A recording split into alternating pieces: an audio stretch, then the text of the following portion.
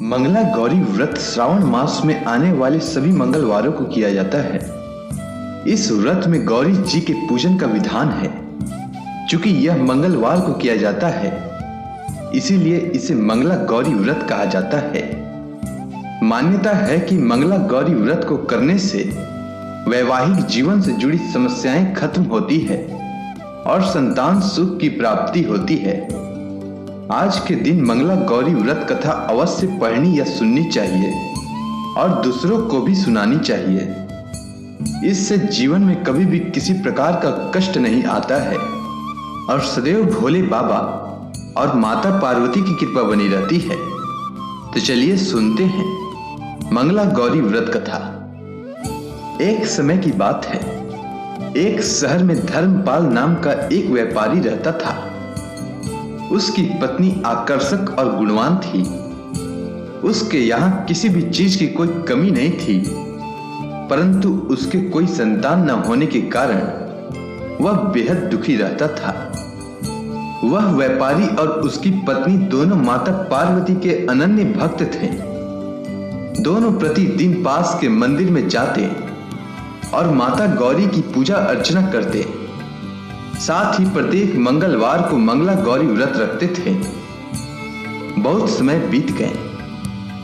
एक दिन माता गौरी उनके भक्ति भाव से प्रसन्न होकर व्यापारी की पत्नी को पुत्रवती होने का वरदान दिया, जिसके बाद व्यापारी को पुत्र रत्न की प्राप्ति हुई। घर में खुशियां मनाई गई। कुछ दिनों बाद एक मंगलवार को व्यापारी की पत्नी ने धर्मपाल को बगीचे में मंगला गौरी के पूजन के लिए आम का पल्व व फल लाने भेजी। जब व्यापारी आम का पल्व व फल लेकर आया तो वह थोड़ा उदास दिख रहा था। पत्नी ने व्यापारी से इस उदासी का कारण पूछा तो व्यापारी फुट फुट कर रोने लगा।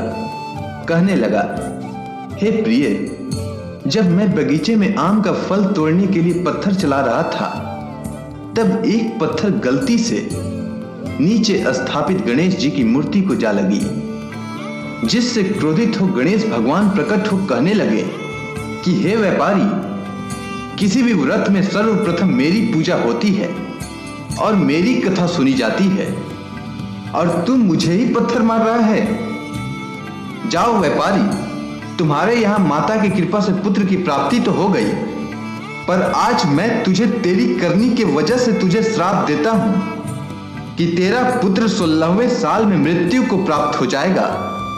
तब तुम्हें पता चलेगा कि दर्द क्या होता है।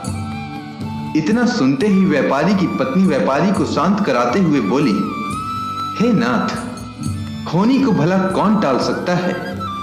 माता गौरी की कृपा से हमें पुत्र की प्राप्ति हुई है और वही हमारे पुत्र की रक्षा का रास्ता दिखाएंगे। भरोसा रखिए और आज खुशी का दिन है तो खुशी मनाइए, बाकी सब माता गौरी पर छोड़ दीजिए। बालक के घर में आने से व्यापारी का समय कैसे बीतता चला गया, उसे थोड़ा भी आभास नहीं हुआ और देखते देखते उसका पुत्र लगभग 12 वर्ष का हो गया। व्यापारी अपने पुत्र को पढ़ने के लिए काशी भेजना चाहता था, पर इससे पहले उसने अपने पुत्र की इच्छा भी जाननी चाहिए। इस पर व्यापारी का पुत्र बोला, पिताजी, मुझे अब पढ़ने में थोड़ी सी भी रुचि नहीं है। मेरी प्रबल इच्छा है कि मैं लोगों की सेवा करूं। इस पर व्यापारी तनिक सोच में पड़ गया। धक से उसे याद आया कि गणेश भगवान ने श्राप दिया है कि उसकी मृत्यु 16वें साल में ही हो जाएगी। इस तरह से तो मेरे पुत्र का शेष आयु सिर्फ 4 साल ही बचे हैं, तो क्यों न इसकी खुशी जिसमें है वही किया जाए। यह सोचकर वह पुत्र से पूछा, तो बताओ पुत्र, मैं तुम्हारे लिए क्या कर सकता हूं। तब बालक ने कहा, हे पिताजी, आप मेरे लिए चौराहे पर 2 घड़े पानी और कुछ मीठा रखवा दीजिए और मैं आते जाते सभी राहगीरों को मीठा खिलाकर पानी पिलाने का काम करूंगा। इतना सुनते ही व्यापारी ने तत्काल इसका प्रबंध करवा दिया। और फिर क्या था, बालक चौराहे पर बैठकर आते जाते राहगीरों को रोजाना पानी पिलाता और सभी राहगीर पानी पीने के बाद उसे युग युग जीने का आशीर्वाद देते।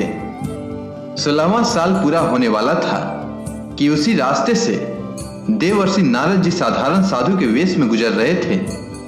तभी बालक की नजर उन पर पड़ी। बालक दौड़कर उनके निकट पहुंचा और उनसे बोला, हे साधु महाराज, तनिक मुझे भी अपनी सेवा करने का मौका दीजिए। नारद जी बालक के करुण स्वर को सुनकर बहुत प्रभावित हुए और बालक के द्वारा दिए गए गुड़ को खाकर पानी पिए और उनके मुख से भी युग युग जीने का आशीर्वाद निकल गया। तभी उनके दिमाग में आया कि यमलोक गए काफी समय हो गया है, तनिक उधर का भी खबर ले लिया जाए। इतना सोचते ही नारद जी यमलोक के लिए प्रस्थान हो गए।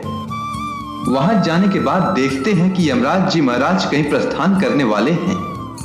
तभी उनसे रहा नहीं गया, उन्होंने पूछ ही डाला कि महाराज, लगता है आप कहीं जाने के लिए तैयार हैं। इस पर यमराज जी बोले कि हाँ मुनिवर, आप बिल्कुल ठीक समझे। मैं पृथ्वी लोक पर एक बालक के प्राण हरने जा रहा हूं। तभी नारद जी ने पूछा, बालक, इतनी कम उम्र में भला वो क्यों? क्या उसका प्राण हरना इतना आवश्यक है? तब यमराज जी ने बताया कि एक व्यापारी का पुत्र है जो कि भगवान गणेश द्वारा शापित होने के कारण अल्प आयु है और उसकी मृत्यु 16वें साल में निश्चित है और आज उसका 16वां साल पूरा होने वाला है। पर आज भी वह बालक अपने मृत्यु से बेखबर राहगीरों को मीठा खिला रहा है और पानी पिलाकर उनकी सेवा कर रहा है।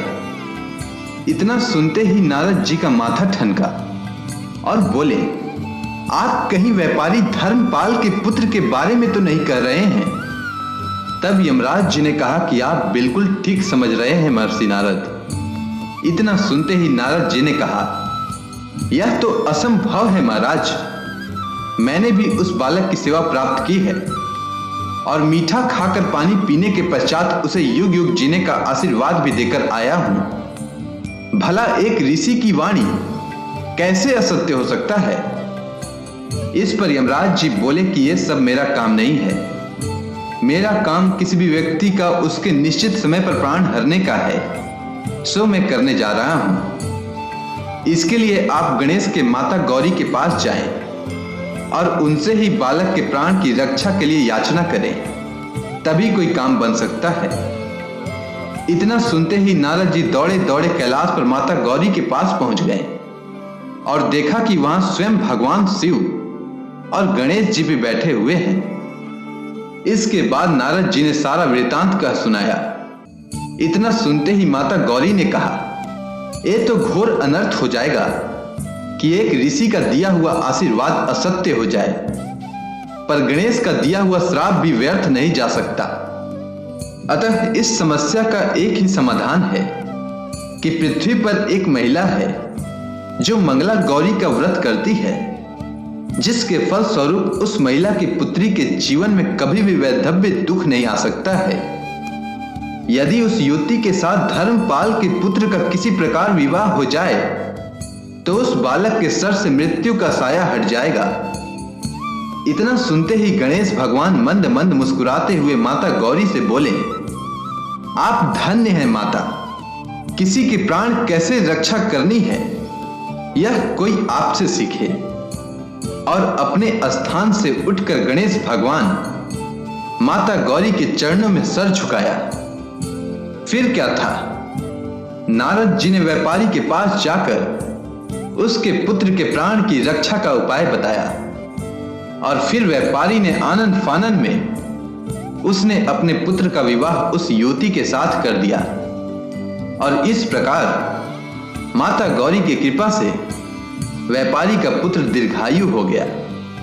अगर आपको यह कथा अच्छी लगी हो तो कमेंट सेक्शन में जय मां गौरी लिखना ना भूलें। धन्यवाद।